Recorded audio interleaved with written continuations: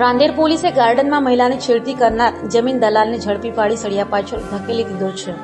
Rander police પાસેથી મળતી માહિતી મુજબ રાંદેર ખાતે આવેલા એક ગાર્ડનમાં એક પરિણીતા તેના બાળકો સાથે જતી હોય ત્યાં એક જમીન દલાલ પણ આવતો હતો અને તે જમીન દલાલે પરિણીતાને છેડતી કરી કહ્યું હતું કે તારા બંને બાળકો સાથે ગાર્ડનમાં કેમ આવે છે, તું એકલી કેમ નથી આવતી, તેમ કઈ છેડતી કરી હતી, જેને લઈ પરિણીતાએ રાંદેર પોલીસ મથકમાં જઈ ફરિયાદ કરતા રાંદેર પોલીસે છેડતી કરનારને ઝડપી પાડી સળિયા પાછળ ધકેલી દીધો છે. બોરાટ હનુમાનજીનું મંદિર છે, ત્યાં એક એસએમસીનું ગાર્ડન આવેલું છે. ત્યાં લોકો મોર્નિંગ વોક કરવા અને સાંજે વોક કરવા માટે આવતા હોય છે. એમાં એક મહિલા ત્યાં આગળ વોક કરવા એના પુત્ર સાથે ગયા હતા.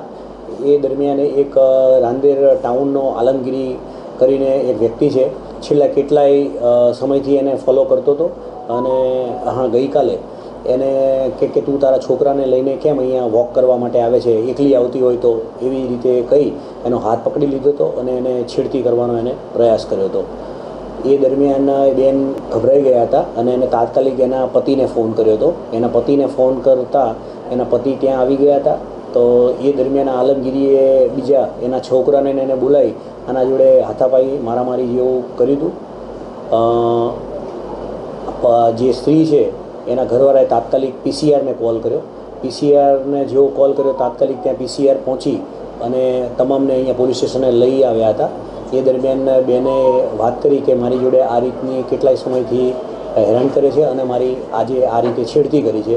એના અનુસંધાને રાંદેર પોલીસ સ્ટેશનની અંદર 354નો ગુનો દાખલ કરી આગળની કાર્યવાહી કરી છે. આરોપી કોણ છે, કોઈ ગુનાહિત ઇતિહાસ ધરાવે છે, બેકગ્રાઉન્ડ શું છે આરોપીની અંદર આલમગીરી કરીને જે છે એ રાંદેર ટાઉનનો છે. એ બેઝિકલી યુપીના છે અને લગભગ ઘણા સમયથી લગભગ 30-35 વર્ષથી રાંદેરમાં રહે છે અને એનો પુત્ર અરબાસ કરીને છે, એ પણ સાથે છે. સર, બંને આરોપીઓ શેનું કામ ધંધા સાથે? આલમગીરી જે છે એ અહીંયા કંઈ લે વેચનું, જમીનની લે વેચનું એનું કામ કરે છે અને એનો પુત્ર અરબાસ છે એ પોતે એડવોકેટ છે એવું જણાવે છે.